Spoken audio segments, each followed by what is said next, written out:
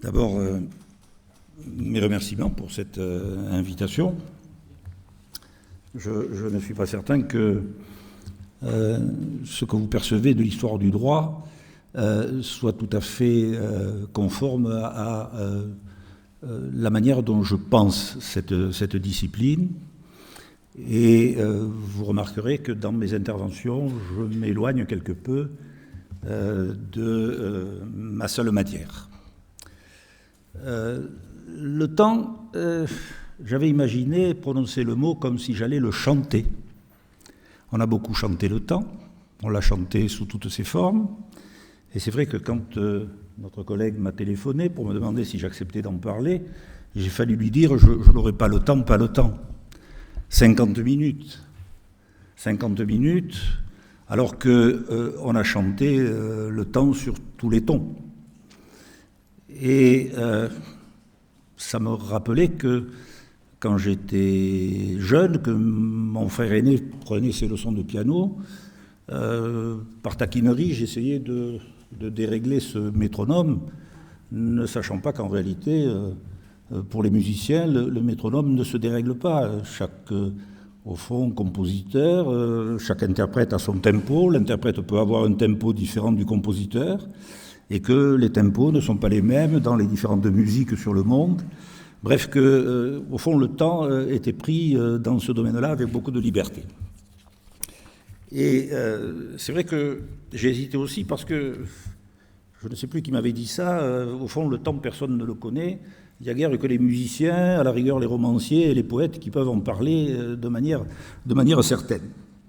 Et puis, d'autres raisons sans doute, je vais vite parce que on a beaucoup écrit sur le temps, des livres, des articles écrits par des savants, des penseurs.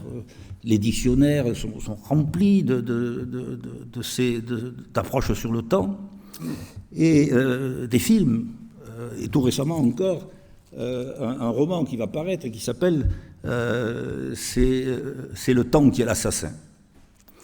Et en même temps, c'est vrai aussi que habitué de concours, je me suis dit qu'un candidat pourrait être confronté à ce type de sujet. Il pourrait avoir à parler en 15 minutes, 30 minutes sur le temps. Et j'imagine un petit peu la panique qui serait la sienne. Alors bien sûr, je suppose qu'il verrait, on a parlé ce matin de Saint-Augustin, et ses méditations sur le temps. Quand personne ne me le demande, je le sais. Dès qu'il s'agit de l'expliquer, je ne le sais plus. D'autre part, il aurait pu faire sourire le jury, évoquer les humoristes, et notamment Voltaire, qui dit « Il n'y a que les ouvriers qui savent ce qu'est le temps, ils se le font toujours payer ». Et puis, c'est vrai qu'il aurait sans doute songé à parler du temps et de l'argent. Ça, c'est un thème très connu par les économistes, très connu par le droit romain, très ancien, qui avait développé le problème des assurances sur la mer, qui avait développé aussi la question des assurances vie, et d'autre part, dans le domaine maritime, elles font toutes ces questions qui renvoient à la manière dont le temps est utilisé, j'y reviendrai, et la matière relative aux primes versées, les risques de mer, les prêts à la grosse aventure, et puis toutes les astuces permettant de contourner le droit des assurances, et donc le problème du temps, avec le délit de baraterie. Mais sans doute aussi, aurait-il pris la précaution d'écarter, et ça tous les articles le font, d'écarter la question du temps pris au sens météorologique, même si actuellement, scientifiquement, ceux qui s'investissent dans cette discipline essaient de le prévoir scientifiquement. Et là, en tant qu'historien du droit, je me suis demandé s'il n'y avait pas un rapport entre ces météorologues et puis ce que l'on sait des anciens augures, des anciens astrologues, mais surtout de ces augures ou de ces, en Chine, ceux qui lisent l'avenir dans les brisures d'une omoplate par le système de la scapulomancie ou les augures romains qui regardaient dans le foie l'hépatoscopie des poulets. et qui sont censés, lorsque l'armée est prête à rentrer en guerre, en bataille, qui sont censés dire si l'issue de la bataille sera favorable. Je crois que là, plutôt que de prévoir l'avenir, je pense notamment à cette question plus psychique, je crois que plutôt que de prévoir l'avenir, plutôt que de prévoir le temps d'avenir, en réalité, ce qui les intéresse, c'est le temps actuel. Il s'agit, dans une armée qui est prête à se battre, il s'agit de lever l'indécision et donc de faire en sorte que, mis en confiance, ces gens-là partent à la bataille. Et donc, vous voyez, d'ores et déjà, il y a ce rapport entre le temps à venir et le temps immédiat, et c'est là, me semble-t-il, le temps immédiat qui est important. Mais pourquoi le temps enfermé? Pourquoi avoir choisi cet adjectif? Parce que je me suis aperçu d'abord que parmi tous les articles, parmi tous les adjectifs que l'on a attribués au temps, à la fois un temps qui inquiète, il perturbe, il angoisse, il ronge, il tue, il fascine. Il faut le découper, il faut le remonter, il faut le situer, il faut l'anticiper, je cite. Il faut en jouer, il faut en faire un allié. D'ailleurs, un allié pervers, puisque finalement, c'est lui qui aide à construire ce qu'il contribue en même temps à détruire. Et au fond, c'est un temps qui génère tous ces débats entre philosophes, scientifiques, et dont on voit bien, on l'a entendu ce matin, dont on voit bien que, au fond, la question est loin d'être résolue, et d'ailleurs, je me demande si elle sera résolue un jour, à moins que on opte pour, dans les pensées d'Alain, il y a eu un passage très intéressant dans ce qu'il appelle la Grande Prairie. On demande à ceux qui sont là de choisir parmi des sacs qui sont posés sur cette prairie, et on leur dit, écoutez, parmi ces sacs, il y a votre sac, votre vie, donc si vous reprenez ce sac, vous allez reprendre la même vie, et puis il y a des sacs différents, et vous pouvez toujours choisir un autre sac. Et donc, vous le voyez, c'est important parce que c'est une loterie qui marie à la fois votre passé, sur lequel évidemment vous êtes parfaitement au courant, et d'autre part l'avenir, mais à un moment précis, immédiat, d'un choix que vous devez faire. Et donc c'est à la fois ce temps à venir, le temps passé et le temps présent. Et je voudrais ne pas trop prolonger cette introduction, je regarde les minutes qui s'écoulent, mais je voudrais plutôt que d'entreprendre une définition, je voudrais essayer de me mettre dans la peau, en partie tout au moins, d'un monsieur tout-le-monde, et qui constate que parmi tous les qualificatifs que l'on a attribués au temps, tous les adjectifs dont il est le champion incontesté, je crois qu'il n'y a pas d'équivalent, eh bien, selon qu'il est victime ou acteur, selon qu'on le met au singulier ou au pluriel, les temps sont durs, eh bien, on voit qu'il est utile, inadapté, différé, gagné, rebelle, sacrifié, perdu, tué. Et là, l'humour reprend ses droits, tuer le temps, ça c'est du lourd, les humoristes s'en sont emparés, et de manière très amusante, je me souviens de la lecture que j'avais faite une fois de ces conseils que l'auteur, un Allemand, faisait aux tueurs de temps. Et il disait, c'est un art qui ne s'enseigne pas, il y en a qui le font correctement, d'autres non, d'autres qui le font habilement, qui ne comprennent rien, et alors je cite, qui ne comprennent rien à la musique et vont écouter du Wagner, on peut, ajoute l'auteur, avec Siegfried, tuer magnifiquement 5 heures, enfin on peut tuer 10 heures aussi avec le soulier de satin de Claudel, et qui vont à des expositions, et je termine la citation, pour regarder fixement des boîtes vides de caviar russe ou des maquettes en fer blanc de la tour Pancher. Alors, chargé de dire en quelques mots ce que je vois dans mes expériences sur le temps, solliciter ma mémoire, de plonger dans des approches plus savantes, eh bien, je voudrais partir de ces expressions qui présentent le temps sous un mauvais jour. Le temps, disent certains, c'est notre ennemi. quand vous lisez la Théogonie d'Hésiode, on voit que Hésiode parle toujours du temps de Chronos en tant que fourbe. C'est vrai que dans les Travaux et les Jours, il le voit un peu plus de manière agréable. Mais au fond, on comprend que cette menace incite la société, je ne parle pas là des savants, des scientifiques, mais incite la société, quelque part, si on veut l'équilibrer, si on veut que les gens vivent sereinement, eh bien, il faut essayer de l'immobiliser, de l'emprisonner, et voilà pourquoi j'avais choisi cet adjectif que je n'ai trouvé nulle part. Si quelqu'un l'a trouvé, dites-le moi, je serais ravi de lire l'article. Mais l'idée m'est venue que la société, et en particulier le droit, avait cherché, qui est finalement un système d'organisation sociale, avait cherché à l'enfermer pour, au fond, permettre ce déroulement plus régulier et finalement plus sécurisant. Et donc, vous voyez, je vais d'abord commencer par parler de ce temps au singulier en tant qu'accusé, ou du moins je pense qu'on ne se refait pas comme juriste, en tant que peut-être il faudrait le mettre en examen.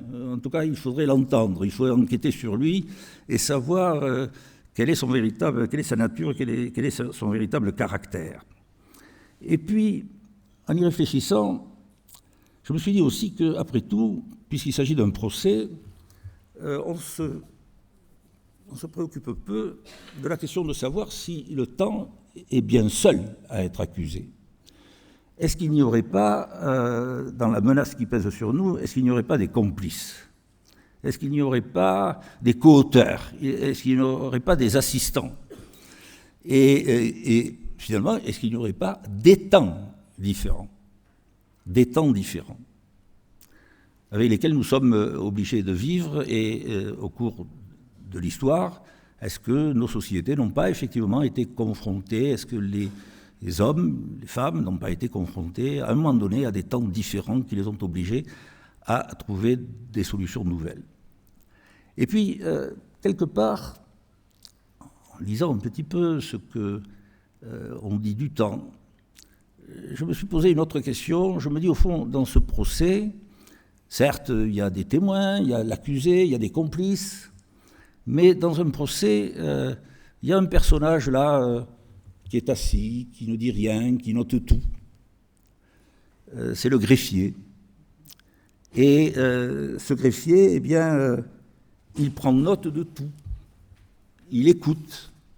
Et quelque part, le temps, on l'a dit, le temps, c'est une enveloppe, c'est une outre vide. Qu'est-ce que vous voulez qu'il arrive au temps? C'est une enveloppe à part. Et quelque part, il faut donc regarder un petit peu comment les choses se passent. Et donc, je vais commencer par cette première approche concernant le temps accusé, le temps mis en examen. C'est une vaste entreprise. Quand j'ai cité la Théogonie, j'ai cité les Travaux et les Jours, mais on voit bien que dans ces mythes grecs, eh bien, on fait de Chronos un acteur de la fin de Chaos, et puis on voit bien que Zeus essaie de l'immobiliser avant de le libérer à nouveau. Mais au départ, c'est ça, c'est une menace qu'il faut enrayer. Et j'ai le sentiment que cette entreprise d'enfermement a été tentée par toutes les sciences. Ça a été tenté d'abord par la médecine.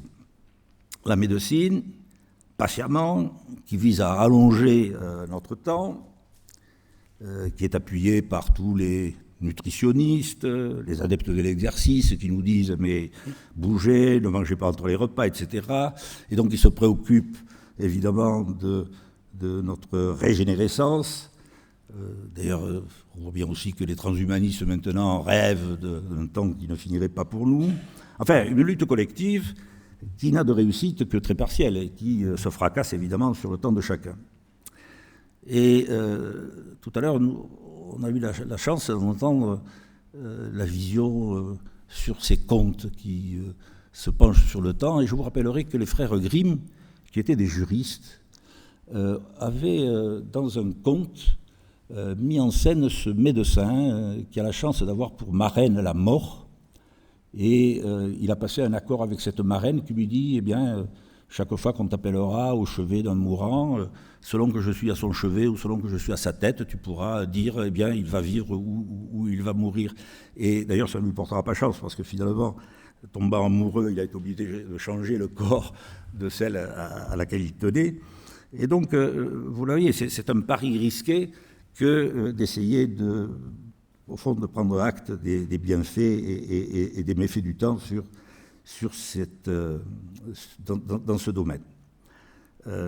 Alors, également, le temps a été investi par l'histoire. Je ne vais pas y consacrer là beaucoup d'explications, mais l'histoire, vous le voyez bien, cherche à, personnellement j'y suis opposé, cherche, même si c'est commode, cherche à enfermer le temps dans des périodes précises, des périodes passées, l'enfermer aussi en essayant d'en tirer des leçons, non pas pour prévoir l'avenir, mais en tout cas pour donner quelques éléments de réflexion. Et au fond, je pense que cette entreprise d'enfermement dans des périodes, c'est en ce sens peut-être que je me démarque de beaucoup d'historiens du droit, je crois que j'avais un collègue qui disait « Non, je ne suis pas spécialiste du Moyen-Âge, je suis spécialiste de l'année 1289 », ou encore « Je suis spécialiste de telle période, de tel siècle ». Je pense que pour notre réflexion, en tout cas sur le temps en plus, mais notre réflexion est réduite dans cette dimension fortement et ne nous permet pas de comprendre ce qu'est la société et la vie tout simplement. Alors, également, je crois que toutes les sciences se sont penchées là-dessus, mais même de la manière la plus simple. Je pense notamment à cette roue du temps, à ces calendriers, à ces montres qui sont... D'ailleurs, il semble que maintenant on fasse également des montres en forme carrée, c'est-à-dire ce nouvel espace suggérant quelque part l'oubli du temps qui passe. Et ça me rappelait aussi ce roman qui s'appelle Le Noir au cœur blanc, dans lequel... c'est pas seulement un roman, c'est un livre qui a été fait à partir d'archives et qui évoque ces deux princes de Kumasi au Nigeria qui sont confiés à un précepteur hollandais, donc ils sont amenés en Hollande, et qui découvrent avec curiosité, étonnement, qui découvrent que leur journée désormais est rythmée par les montres. C'est quelque chose de totalement... qu'ils ignorent absolument. Et pour avoir longtemps vécu en Afrique, je peux vous dire que quelque part, le sens du temps et la manière même dont le passé est perçu, j'ai des collègues africains qui sont très attentifs à cette idée que pendant 5 générations avant, les ancêtres sont encore présents dans les actes quotidiens et donc on doit les consulter. Et ce qu'un de mes amis doyens de la faculté de Libreville traduisait en me disant « Viens, on va boire le jus d'Okoumé dans mon bureau ». Donc, le jus d'Okoumé, c'est le champagne. Et évidemment, il prenait la précaution, alors que nous n'étions que 2, il prenait la précaution de remplir 3 verres et de me dire d'abord les ancêtres, et il jetait sur la moquette pour les ancêtres le contenu de la coupe. Il y a ce rapport au temps qui est différent. Et je n'aurai peut-être pas le temps de vous dire tout cela, mais il y a toutes sortes d'éléments. Mais enfin, bon, je voudrais en venir au droit parce que c'est peut-être pour ça que aussi on m'a invité. Et je vais faire quand même des juristes les champions de l'enfermement du droit, du temps. Alors, il y a peut-être une raison, ça ne va pas plaire aux juristes, mais vous vous souvenez sans doute de cette pièce de Jean Giraudoux, quelques années avant la Deuxième Guerre mondiale, qui s'appelle La guerre de Troie n'aura pas lieu, qui est une pièce tout à fait extraordinaire, puisque en fait ce titre, La guerre de Troie n'aura pas lieu, fait la démonstration qu'en réalité, la guerre a lieu et elle aura lieu. Et en même temps, Hector fait tous ses efforts pour empêcher qu'elle n'éclate. Il rencontre Ulysse, et puis il demande à un compagnon, un grec, Busiris, de faire tout ce qu'il peut et de faire appel au droit pour éviter que la guerre ne soit déclarée. Et voilà ce qu'il lui dit. Il lui dit, mais si, il faut que le droit intervienne, car nous savons, toi et moi, que le droit est la plus puissante des écoles de l'imagination. Jamais poète n'a interprété la nature aussi librement qu'un juriste la réalité. Et voilà pourquoi je crois que le droit fait constamment cet effort, et je vais énumérer tous ces efforts, fait constamment cet effort d'enfermer le temps. Alors, d'abord, c'est vrai, pour un historien du droit, enfermer le temps, c'est chercher à stabiliser la société. Et donc, c'est étudier et c'est mettre l'accent sur les institutions, l'histoire des institutions. Instituere, en latin, c'est mettre en place quelque chose qui demeure, de préférence éviter que cela n'évolue, qu'il y ait cette garantie au moins de sécurité.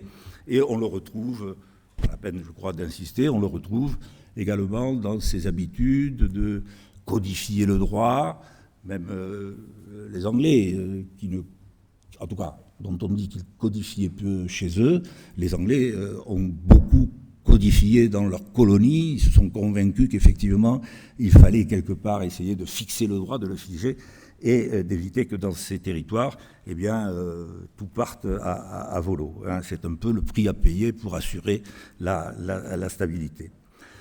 Également, je pense que, alors peut-être ça dépasse un peu le droit, mais enfermer le droit, quelque part, c'est inscrire dans la vie de la société toute une série de valeurs, de règles, et qui sont souvent exprimées en définition, en formule. C'est-à-dire qu'on entend inscrire un contenu dans la durée. Hein, et parfois, si vous regardez un petit peu dans d'autres systèmes juridiques, je pense notamment, pour l'avoir enseigné très longtemps en Afrique, le droit musulman, eh bien, on voit bien que certains systèmes de droit cherchent à inscrire l'irréversibilité totale, c'est-à-dire cherchent à nier l'historicité, et notamment, à un moment donné, les théologiens musulmans qui l'ont emporté sur les juristes, à la différence, au fond, de ce qui s'est passé au voyage chez nous, où les juristes l'ont emporté sur les théologiens. Mais les théologiens musulmans, alors que le droit musulman, pendant une centaine d'années après le prophète, a continué à évoluer, à s'appuyer sur le jugement personnel, à s'inspirer des écoles voisines, des écoles juives, des écoles roumaines, des écoles grecques, eh bien, on a décidé de fermer la porte de la loi, hein, le taqlid, et de dire que désormais, eh bien, il faudrait nécessairement, c'est toute la science des usul, il faudrait nécessairement, chaque fois qu'une solution de droit est proposée, il faudrait nécessairement qu'elle s'appuie sur un texte sacré, le Coran, la Sunna, l'Ijma, le Qiyas. Au-delà de ça, même si, évidemment, le droit ensuite s'est libéré, mais on essaie de l'enfermer dans un système qui se veut irréversible et donc dans lequel on considère que la parole incréée de Dieu est la seule référence à laquelle on peut s'adresser. Et ça, c'est une exigence particulièrement importante, pour en avoir parlé à des spécialistes, importante parce que finalement, même les modernistes, enfin, ceux qui se disent modernistes en droit musulman, considèrent qu'effectivement, il y a dans ce message du taqlid, il y a cette idée qu'on ne peut pas aller contre cette parole et que la raison n'est pas la raison telle que nous l'apercevons, une raison raisonnante, mais c'est la raison qui permet simplement de comprendre et de déceler ce que Dieu a voulu. Et par conséquent, c'est ce qui explique, par exemple, que dans la Majallah tunisienne, eh bien, je sais pour en avoir parlé avec celui qui était à l'époque ministre, dans la Majallah tunisienne, on n'a jamais pu faire sauter ni l'interdiction de la reconnaissance de l'enfant naturel, ni, bien sûr, la part dévolue aux femmes, alors que sur ce point-là, pour avoir enseigné le droit chaféite, je sais qu'on pouvait faire bien des pas dans cette dimension-là. Vous voyez, je voudrais penser également à autre chose, c'est que cette façon, comment dirais-je, non pas arbitraire, mais qui cherche à arrêter complètement le temps, cette façon est quelque part dangereuse, si vous voulez, parce que ça veut dire que parfois, il y a des modes, alors provisoires, mais qui voudraient durer. Je ne parle pas des modes dans les vêtements. Là, on sait que pendant un certain temps, le vêtement, l'habitude d'avoir la barbe va durer quelque temps. Voilà, on fige un petit peu, mais c'est la liberté de chacun. Non, mais il y a des modes intellectuels qui sont dangereuses parce que elles peuvent entraîner à des erreurs. Je pense notamment, j'ai beaucoup travaillé sur l'Inde et beaucoup travaillé sur d'autres pays, en particulier au Vietnam. Vous avez eu en matière anthropologique aussi des manières d'aborder les questions où on s'est enthousiasmé pour une théorie à la mode, je pense notamment en droit successoral en Inde, et ou au Vietnam à propos des droits de la veuve. Et où, peu à peu, les populations concernées ont fini par dire « mais pas du tout, hein, c'est pas du tout ça, votre système là anthropologique, il n'est pas bon, nous on a d'autres usages, hein, vous nous vantez le code de Gialong plus moderne, mais nous on vit depuis des siècles sur le code des laits, ou en Inde on va dire « mais pas du tout, c'est pas comme ça que ça se passe, et votre anthropologue là, il a absolument rien compris à nos pratiques ». Alors je continue pour arriver à quelque chose de plus... peut-être que je trouve plus important, c'est cette idée que c'est Paul Valéry qui disait le droit a l'habitude de travailler par fiction.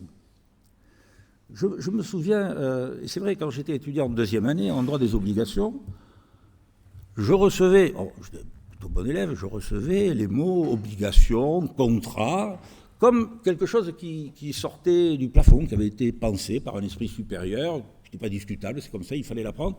Et puis évidemment, je me suis rendu compte qu'en réalité, ces fictions-là, elles sortaient de terre pendant des siècles, il avait fallu réfléchir, les mots mêmes n'étaient pas ce qu'on avait fini par retenir, et il faut savoir que le droit romain, quand même, a mis 2 siècles pour définir ce qu'était le contrat, et encore avec des désaccords entre les écoles, etc.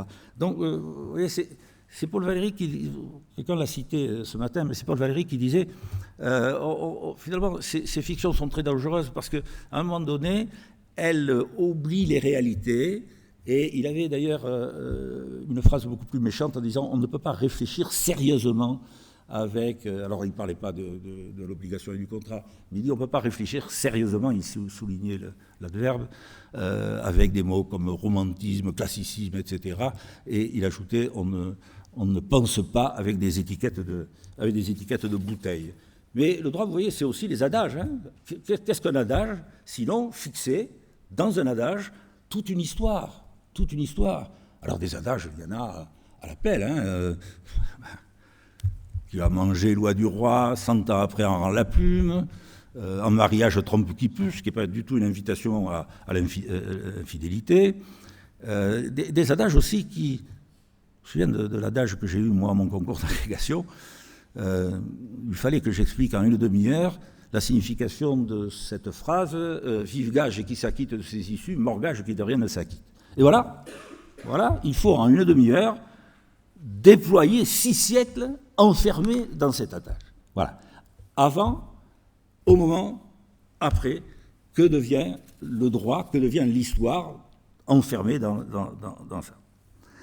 Et donc, vous voyez, je peux ainsi continuer, je regarde le temps qui défile, mais je peux ainsi continuer et montrer que partout, dans le droit de la guerre, à un moment donné, il faut préciser le temps.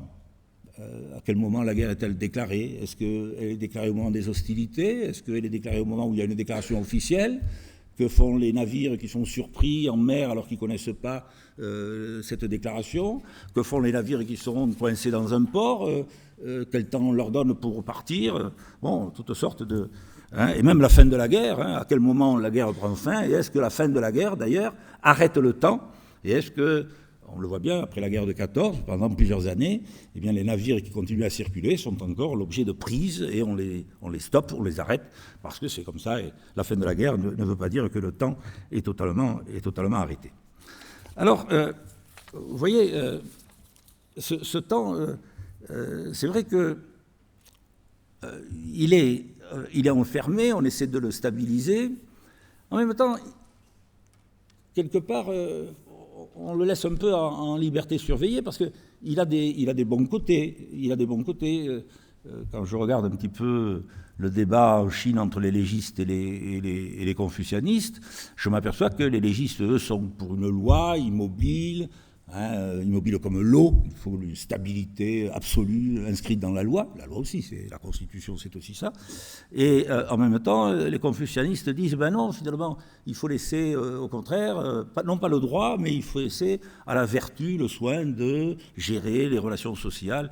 Et donc, cette idée qu'on peut avoir des manières différentes d'utiliser le temps, de le trouver favorable ou au contraire défavorable. Les Romains ont fait pareil en droit par rapport aux actions, puisque pendant des siècles, c'est le préteur qui invente des actions. Et puis progressivement, on décide que les actions seront gelées et qu'on ne pourra invoquer le droit qu'en invoquant une action. Là encore, une manière d'assouplir ou de libérer le temps. Je voudrais quand même ajouter quelque chose, c'est cette idée que dans l'histoire des institutions, il y a, me semble-t-il, un exemple étonnant quand on explique aux étudiants la démocratie athénienne. Je me suis toujours opposé, quand on enseigne l'histoire des institutions, à cette idée qu'il fallait se contenter de dire, eh bien voilà, vous voyez, dans cette assemblée, il y a tant d'élus, et puis voilà comment ça fonctionne, voilà la procédure, etc. Si vous n'expliquez pas les raisons pour lesquelles, brusquement, on a fait ce choix-là. Et là, vous avez un exemple majeur, qui est cette vieille constitution, la première constitution démocratique, celle de Clisthène, 512 avant Jésus-Christ, c'est-à-dire à un VIe siècle, où on commence à se poser la question de l'intelligibilité de ce que l'on voit, de ce que montre le mouvement des planètes, etc. Et progressivement, on se dit que sans doute cet équilibre, on peut le poser sur la Terre et imaginer un nouvel espace inspiré du ciel, du cosmos, un nouvel espace qui sera l'espace, le cercle, l'ecclésia en cercle, et d'autre part, qui sera aussi un nouveau temps politique et un système donc qu'il faudra empêcher de revenir sur lui-même, puisque l'observation des planètes montre qu'elles reviennent sans arrêt sur elles-mêmes, et il faudra éviter qu'on reparte en sens inverse, et donc le droit va inventer, le système politique athénien va inventer l'ostracisme, la possibilité d'interdire qu'on aille vers autre chose. Vous voyez, voilà, ce sont des systèmes, si vous voulez, par rapport à ce temps et par rapport simplement au temps isolé, ce sont des systèmes auxquels il faut réfléchir. Je me souviens d'une réflexion que l'on m'avait faite en me disant « Oui, mais ça vaut, ce que tu dis, vaut pour ces sociétés historiques, voilà, pour lesquelles on a des écrits, on peut consulter ces arguments. » Je me suis rendu compte qu'en réalité, en travaillant sur les sociétés africaines, je me suis rendu compte qu'ils connaissaient parfaitement ces choses-là. Quand vous travaillez sur l'Empire Mossi, quand vous travaillez sur les Kotoko, eh bien vous voyez qu'ils ont un sens de la... Ils attribuent au souverain un rôle il y a une cosmogonie qui fait que le souverain est censé avoir l'autorité parce qu'il accompagne le temps et parce que, et chez les Kotoko, c'est même inscrit dans le bâtiment où le roi se déplace en fonction des saisons et où il va scander le temps. Et donc cette idée que... mais on trouve ça chez les empereurs de Chine, on trouve ça chez les Pygmées, par rapport à la forêt. Je pense notamment que les empereurs de Chine étaient très intéressés par tout ce qui était le temps, les comètes, et notamment les jésuites avaient trouvé cette astuce pour s'approcher de l'empereur, de lui offrir des horloges qu'on avait besoin de remonter, et par conséquent, remontant les horloges, il était prêt, au point que l'empereur de Chine, très fasciné par ces problèmes-là, il y avait un ministère sur le temps, et il avait mis en compétition les jésuites et les musulmans pour savoir qui dirigerait ce ministère, qui prévoirait le plus précisément la prochaine éclipse, et ce sont les jésuites qui l'ont emporté. Bref, vous voyez, on peut continuer ainsi, j'ai beaucoup d'autres choses à dire, mais je voudrais passer au temps comme complice, c'est-à-dire au pluriel, les temps comme complices et les temps comme... et d'abord, le temps complice de l'espace. Je peux aller assez vite, hein, je crois que Macrobe l'avait dit au IVe siècle après Jésus-Christ, il y a un rapport entre Chronos et Saturne, d'ailleurs il pense que c'est le même personnage, et on voit bien que chaque fois que l'on regarde un petit peu l'histoire du monde, on voit bien qu'en réalité l'espace et d'autres temps sont concernés. Alors, comme il a été question ce matin de la relativité, de ces phénomènes de changement, j'avais prévu de vous parler là encore de la Chine, et notamment les logiciens en Chine, qui ont insisté, notamment Vichy, sur ces questions de rapport entre les phénomènes de changement et le fait que en fait, le centre du monde est aussi bien dans la province du Nord que dans la province du Sud, ou que le soleil à midi et le soleil déclinant. Donc vous voyez toutes sortes de formules qui montrent qu'il y a très très longtemps, les sociétés ont prévu ces choses-là et réfléchi à ces questions-là. Mais je voudrais plutôt montrer que au XVIe siècle, il est devenu éclatant pour l'Europe, au moment des découvertes, des grandes découvertes, il est devenu éclatant que, même si l'Ancien Régime en France est un grand spécialiste des temps différents, mais il est devenu éclatant que le passage par la mer, a été dit mieux que moi avec le nomos de la terre et puis terre et mer par... je sais pas, justement son nom m'échappe. Par Carl Schmitt, pardon. Et on voit bien que le passage par la mer, cet espace où il n'y a pas de frontières, où tout est bouleversé, et où dans ces navires enfermés, de nouvelles solidarités s'organisent, et bien que là, sur ces nouveaux territoires, même si à un moment donné, on a cherché à projeter dans l'Odyssée, la mer, c'est le temps de l'oubli, hein, c'est l'île des lotophages, hein, on oublie le retour, et on oublie même les institutions que l'on vient de quitter. Alors pendant un temps, on va essayer peut-être de les aménager. Très vite, les nouveaux territoires, les populations rencontrées vont faire la preuve qu'il y a de nouveaux temps qui se mettent en œuvre, aussi bien ces temps frontières dans certaines zones. Il y a eu de très beaux travaux autour des grands lacs américains sur ce middle ground, le middle world, où on voit bien que le temps des Anglais, le temps des Français, le temps des Indiens n'est plus le même, parce qu'ils ne sont plus tout à fait Français, ni Indiens, ni Anglais, et qu'il faut penser un nouveau temps. Et puis on le voit partout, dans toutes les colonies européennes, que ce soit espagnole, que ce soit allemande, que ce soit française, que ce soit anglaise, où on voit bien que la prétention, l'affichage, là encore, de l'Empire, l'idée que l'Empire, le mot d'Empire, gèle les situations, et que par conséquent, les ordres qui viennent d'un ministère impose une solution, et donc un temps. On voit bien que si on regarde de près les choses et on va sur le terrain, on voit bien que c'est absolument inexact. Que ce soit au XVIe les Espagnols, que ce soit les Allemands en Afrique du Sud, etc., enfin, dans le sud-ouest africain, on voit bien que les réponses sont extraordinaires. Les Espagnols répondent aux ministres « obedezco pero no cumplo ». J'obéis, oui, je suis obéissant, mais je ne fais pas ce que vous me dites. Je ne fais pas ce que vous me dites. Et vous avez des administrateurs anglais qui expliquent que, ah non, c'est pas le moment, c'est pas le temps. Votre temps, là, dans la métropole, c'est pas notre temps. Et vous avez un administrateur qui dit, words, c'est des mots, mais nous, on ne fera pas ça. Et il y a même un fonctionnaire allemand qui explique que, oui, j'ai bien reçu, mais je ne ferai pas ce que vous m'avez dit. Et donc, ce sont des temps différents, et ce sont ces temps différents où, évidemment, le monde est en train de se modifier, et où il faut penser les choses tout à fait différemment. Et d'ailleurs, on a eu un colloque récemment en Finlande, qui était d'ailleurs très intéressant, puisque le thème c'était, alors le mot c'était « les expériences en matière de droit commercial ». et il fallait intervenir notamment sur ces territoires coloniaux et voir comment les expériences s'étaient projetées de territoire en territoire. Alors, est-ce que c'était des expériences ou est-ce que c'était des expérimentations et où le temps d'une colonie venait se projeter sur une autre colonie et ensuite même sur la métropole. Et donc je me souviens avoir fait l'article sur ces questions parce que je me suis rendu compte que dans des tas de points juridiques sur la France, en réalité, les expérimentations coloniales se sont projetées et ont favorisé les transformations.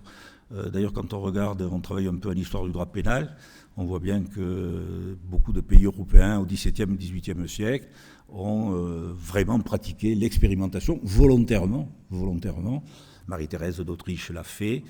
Et je dois dire que, également, là aussi en histoire du droit pénal, et je crois que c'est ça un peu qui m'éloigne peut-être des historiens du droit classique, en histoire du droit pénal, je pense que, et c'est ça le problème au fond de l'interdisciplinarité, on ne peut pas faire de l'histoire du droit ou de l'histoire des institutions, et même du droit, sans essayer d'élargir la vision et de faire en sorte qu'on puisse vraiment regarder ce qu'il en est de la sculpture, de l'architecture, de la géographie. C'est-à-dire que rien ne se fait à un moment donné en droit sans que eh bien, la réflexion ne se porte sur ces territoires, et d'où la tentation d'expérimenter et de récupérer ce qui se fait ici ou ce qui s'est fait là. Je me souviens avoir lu un article, d'ailleurs, écrit par un biologiste, où il expliquait que une bactérie, alors du coup j'avais appelé ça, moi, mon article Mutabilis Jus, mais il avait trouvé une bactérie qui, dans des moments difficiles, de manière isolée, se met à muter et regarde si, au fond, la mutation fonctionne. Et si ça fonctionne, devant la menace, eh bien, toute la colonie se met à muter et par conséquent se transforme pour... Et donc cette idée, vous voyez, de transposer sur le droit et de transposer sur d'autres territoires ces questions originales. Enfin, j'en viens au troisième point, c'est-à-dire le temps comme greffier. Il me reste 10 minutes, oui, c'est bien. Le temps comme greffier. Quand vous regardez ce personnage, le greffier, ou bien il est bien investi dans son travail, il est très proche des magistrats, et donc il fait son travail, il note, il inscrit dans le registre, il réfléchit. On va dire qu'il est dans la dynamique. Et puis vous pouvez avoir un greffier statique, immobile, vous voyez le rapport au temps, hein, les deux thèses, dynamisme et immobilisme, et cette idée qu'il fait strictement ce qui correspond à son métier. Et j'ai le sentiment que sur beaucoup de points, le temps est un greffier finalement patient. Et j'avais suggéré, en plaisantant évidemment, j'avais suggéré qu'on devrait peut-être organiser des séminaires auprès d'étudiants sur le registre du temps, c'est-à-dire pourquoi cet concept immobile enregistrait tout ce qui se faisait de manière tout à fait froide, parce que tout simplement, ce que nous attribuons au temps, et j'en reviens à cette mise en examen et à ces accusations, tout ce que nous attribuons au temps, finalement, c'est à nous-mêmes qu'il faut nous en prendre. Parce que c'est nous qui organisons, qui décidons, qui faisons, qui trouvons que ça va trop vite ou pas assez vite, etc. Et il y a ce rapport, au fond, à la fois de la société au temps, mais le rapport personnel au temps.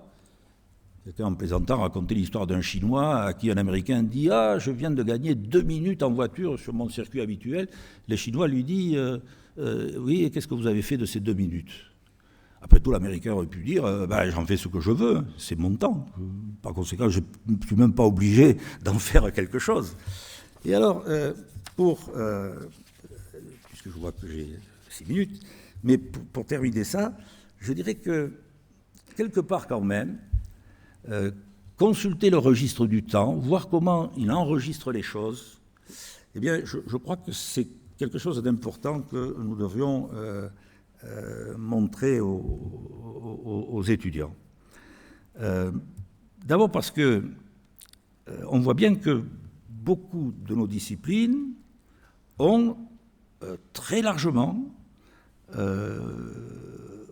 organisé et donné au temps un rôle important. Je pense par exemple aux économistes qui ont donné son importance au temps présent, c'est l'idée de la préférence pour un bien présent, qui ont donné toute leur importance au futur, je pense au calcul économique du risque, qui ont donné toute son importance au mouvement, l'adaptabilité des entreprises, qui ont également évoqué le retour à l'arrière, c'est le danger de la réversibilité, qui se penchent sur le prix du temps, enfin en tout cas les effets du temps sur l'écoute, sur la productivité, sur la souplesse qui lui est nécessaire, les emplois du temps, qui se sont penchés sur le prix de la justice, perte de temps, perte d'argent, ce qui renvoie d'ailleurs le juriste à intégrer, mais ça, je crois que mes collègues savent bien, et peut-être quelqu'un va en parler à propos de la justice, la question de la lenteur de la justice, la question de la pertinence de la procédure, de la multiplicité des instances, des effets pervers de retard.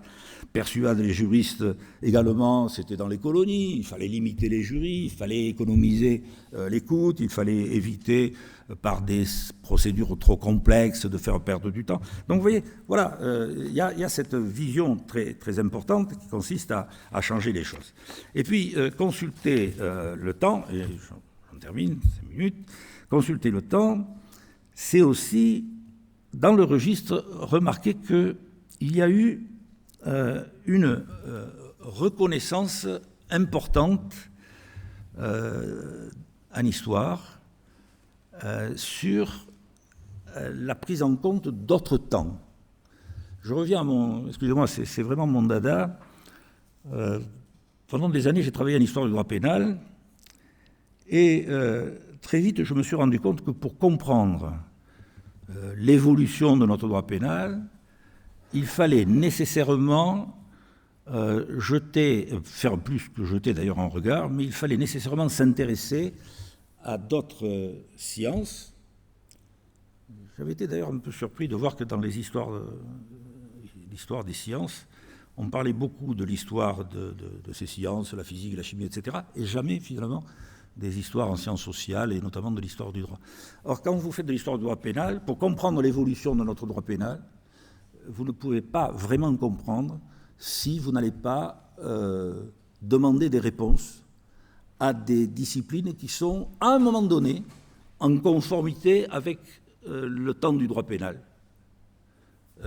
Et donc, quand vous penchez sur la question de la preuve, quand vous penchez sur la question de la torture, quand vous penchez sur la question de l'intime conviction, vous vous rendez compte à un moment donné qu'il a fallu effectivement que les juristes regardent un petit peu quelles étaient les conclusions sur les statistiques, comment progressivement on pouvait changer le regard sur les lois et au contraire évoquer la question des circonstances.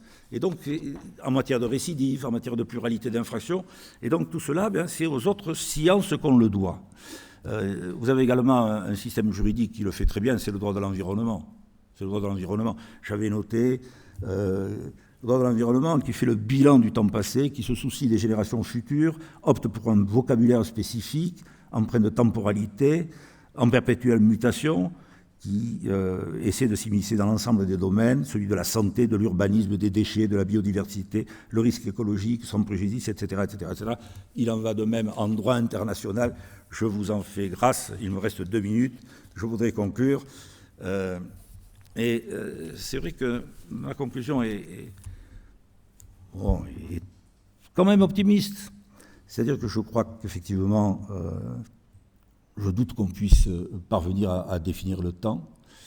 En revanche, je suis persuadé que, encore pendant de très longues années, il sera, et voilà pourquoi je parlais de Sisyphe, il faudra toujours recommencer, enregistrer les échecs, noter les réussites, et il faudra évidemment, dans des tas de moyens, espérer que le temps nous seront plus favorables.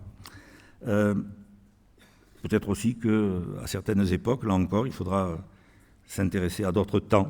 Je pense au temps des philosophes, ces cohortes de philosophes, ces cohortes de... Les mythographes aussi, ce que l'on retient des mythes, on a tendance à les enfermer dans un temps, une histoire qui n'aurait pas changé, c'est pas vrai du tout. Les mythographes, si vous regardez l'histoire des mythes, c'est une histoire qui change sans arrêt. C'est nous qui la gelons, en réalité elle continue. Et je crois que eh bien, ce phénomène de construction et de destruction du temps, eh bien, c'est ce qui, au fond, accompagne notre vie en société en permanence et inlassablement. Mais je crois qu'il faudra être patient. Et, au fond, pour reprendre une formule de nos anciens parlements, eh bien, il nous faudra aller, comme le temps, à pas de registre pour parvenir à trouver de nouvelles idées. Je vous remercie. Je suis désolé d'avoir pris un peu de votre temps pour rendre compte du mien. Merci.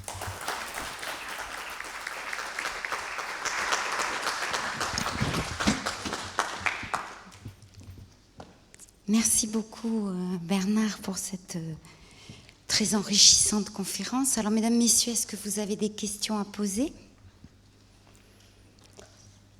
C'est compliqué. Oui.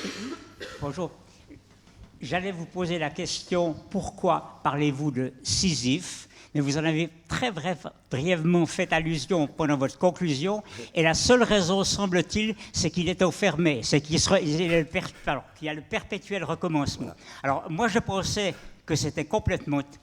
Je pensais que l'avantage de Sisyphe, quand il redescend de la montagne et qu'il remonte son caillou, c'est qu'il contrôle son propre temps, et il a son propre temps et il est en contrôle de ça. Alors, ça n'a probablement aucune espèce d'importance en droit, mais c'est absolument fondamental.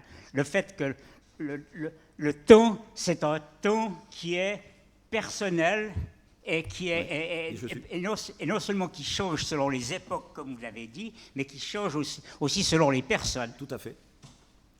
Tout à fait. C'est pour ça. Oui, c'est ce que j'ai dit au début de ma troisième partie, quand je parlais de ce Chinois qui s'étonnait de cet Américain disant j'ai gagné 2 heures. Un peu tout, c'est son temps, quoi. Et c'est ce que nous faisons nous de notre temps, chacun. Et on a un rapport au temps. Alors moi, pour avoir beaucoup voyagé, souvent très très longtemps, c'est vrai que j'ai un rapport au temps très particulier. Et en particulier, je ne connais pas du tout le décalage horaire. Voilà. C'est-à-dire que vous me faites partir de Paris, vous m'amenez au Vietnam, et puis 2 jours après, vous m'amenez à Montréal, je suis calé immédiatement. À force de voyager, je ne connais pas le décalage. Chacun a son temps. Et je voyage, moi, des fois, avec des gens qui sont complètement hors circuit. Et je pense qu'on a effectivement un rapport personnel au temps. Voilà. Mais même physiquement.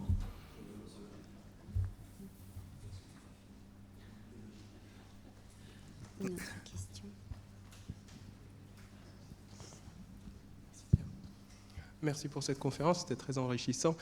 Mais en fait, j'ai une question au sujet de concept d'histoire, parce que j'ai vraiment un problème avec ce concept d'histoire qui, apparemment, a à faire juste avec le temps, mais qui, évidemment, mais vous en avez parlé, a à faire avec l'espace. C'est-à-dire que quand on essaie de retracer l'histoire de quelque chose, on se trompe systématiquement.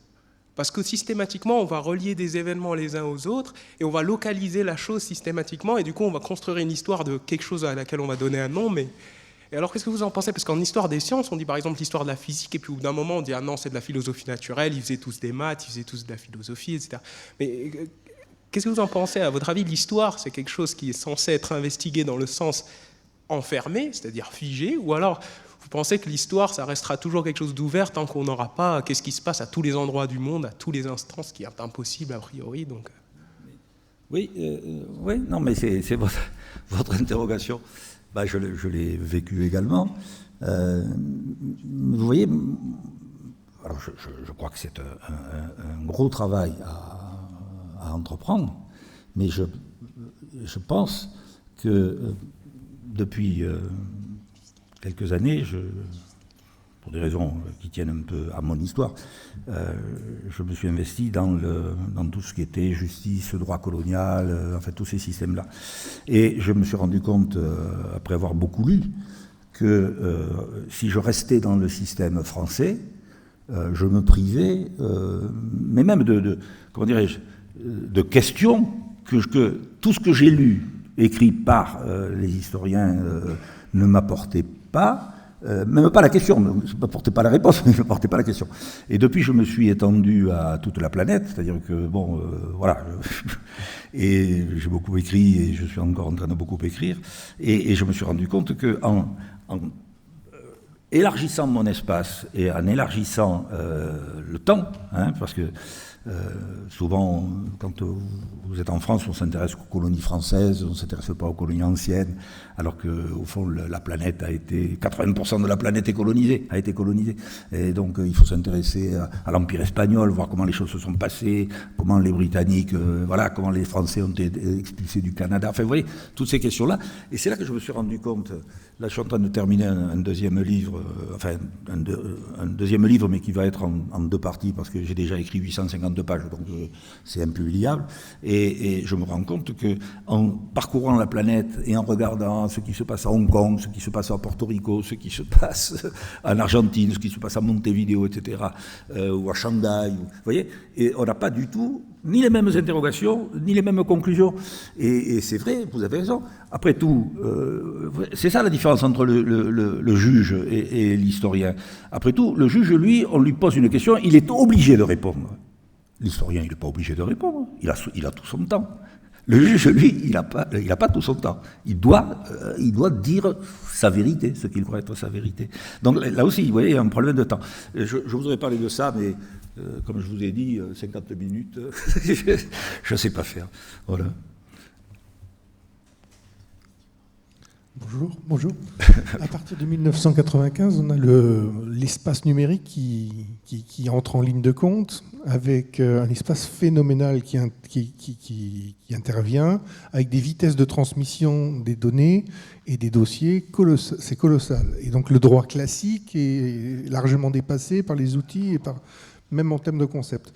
Que pensez-vous, vous qui avez la vision sur le long terme, de cette évolution en droit ultra technique qui prétend, et justement je suis tout à fait d'accord avec vous, prendre la suite quelque part de la philosophie et de la science qui ont essayé depuis 2500 ans d'expliquer ce qui est, donc dans un temps enfermé, le temps technique, quelque part, il essaie aussi de répondre à ça. Il essaie d'enfermer la propriété d'une image, du droit à peu importe ce que c'est, droit de propriété, droit intellectuel, enfin tout est normé, tout est cadré, même la nature, on est propriétaire de graines, de génomes, de tout ce qu'on veut. Donc quelle est votre opinion en tant que vrai professionnel de cette question subtile et ô combien dangereuse? Oui.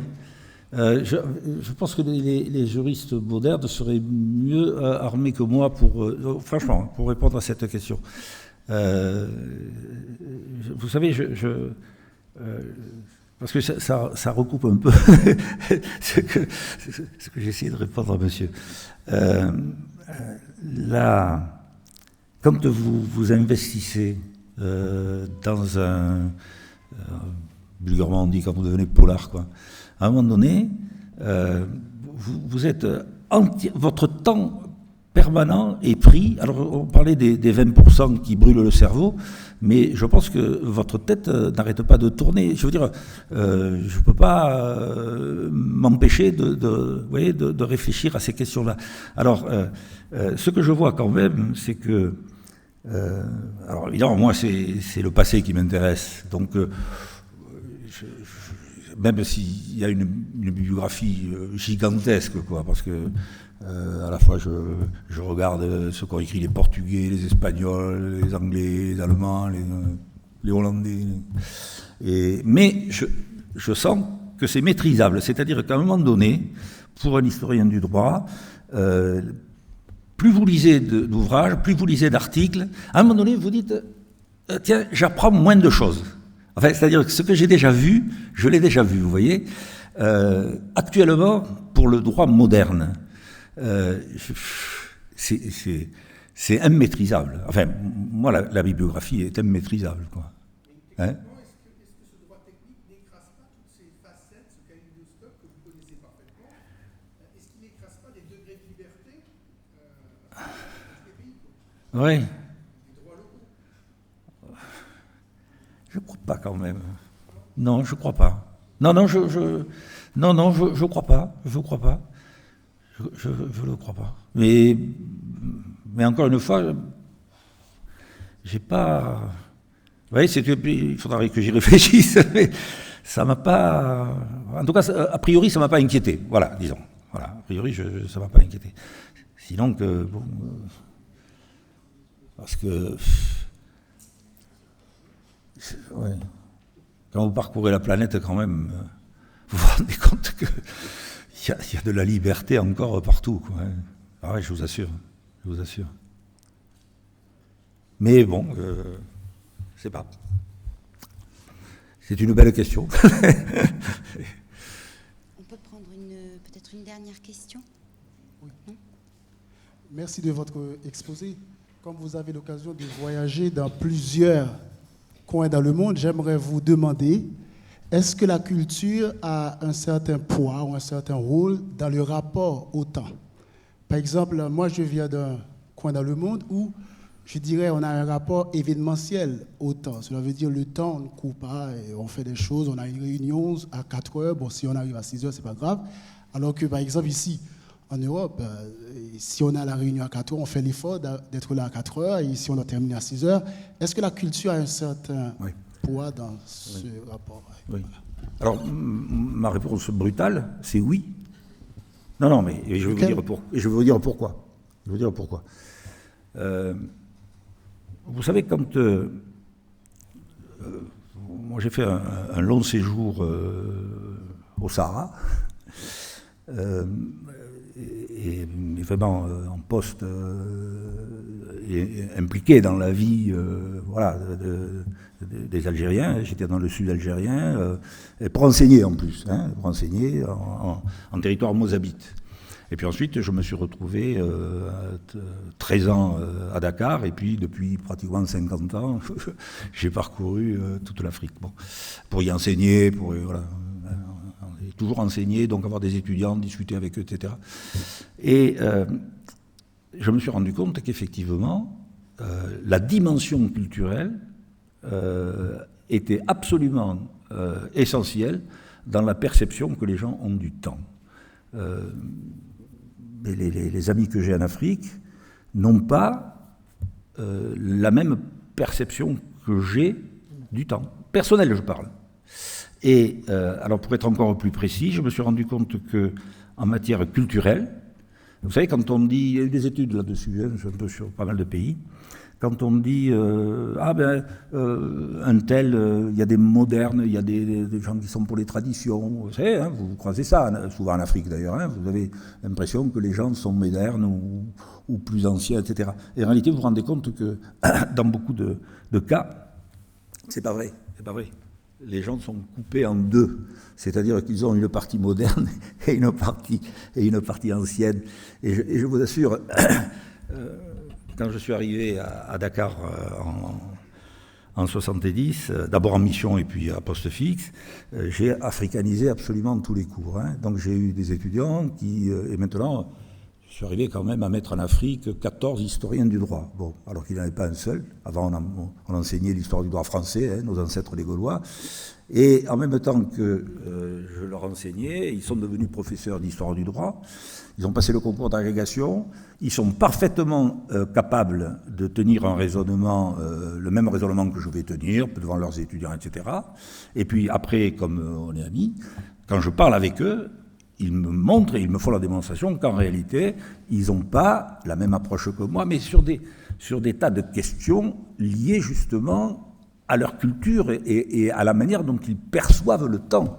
Et j'ai peur de vous ennuyer avec ce que je vais vous raconter, mais ça peut aller excessivement loin. C'est-à-dire que la rationalité d'un raisonnement, dès lors qu'ils abandonnent cette part d'eux-mêmes et qu'ils vont dans l'autre part, va jusqu'à me raconter des choses qui feraient sourire en Europe, moi qui ne me font pas sourire parce que non seulement je l'ai tellement vu à travers l'histoire et je l'ai tellement lu dans les documents concernant ces anciens territoires, que je ne suis pas surpris et je suis certainement un de ceux à qui ces amis africains s'adressent honnêtement et se dévoilent, alors que je crois qu'ils n'oseraient pas raconter ça à un autre Européen. Donc vous voyez, la culture quand même, et c'est ça, c'est le partage en deux. Voilà. Peut-être qu'en Europe, on trouverait des gens comme ça aussi. Attendez, je ne dis pas que c'est lié. Mais là, c'est flagrant quand vous êtes dans ces pays. C'est flagrant. Voilà. Et si vous êtes avec des Asiatiques, vous ne pouvez pas travailler si vous négociez avec des Russes, avec des Asiatiques, avec des Libanais, etc. C'est pas vrai. Vous êtes obligé d'être un caméléon, en toute honnêteté. Mais vous pouvez pas parler à un Russe ou à un Asiatique ou à un Japonais ou à un Chinois ou un Vietnamien quand vous dites on va faire ça. Les Américains connaissent ça, ils appellent ça uncontrived, c'est-à-dire que le Vietnamien vous sourit. Ça ne veut pas dire qu'il vous donne raison, hein. Ça ne veut pas dire qu'il est d'accord avec vous, hein, mais il vous sourit. Non, mais je vous assure. Et c'est d'ailleurs comme ça que finalement on s'entend très bien.